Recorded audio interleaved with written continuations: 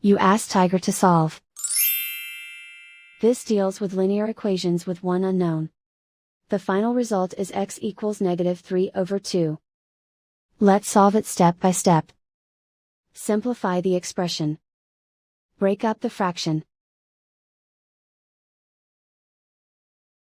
Expand the parentheses.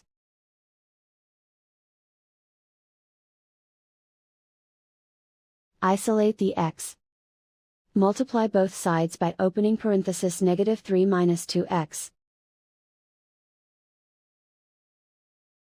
Expand the parentheses.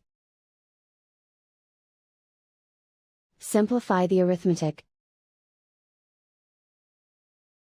Multiply by 0. Group all constants on the right side of the equation. Subtract 3 from both sides.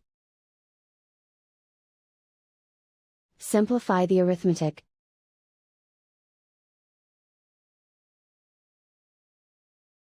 Isolate the x.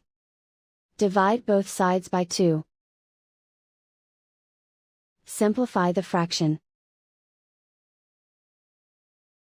And so the final result is x equals -3/2.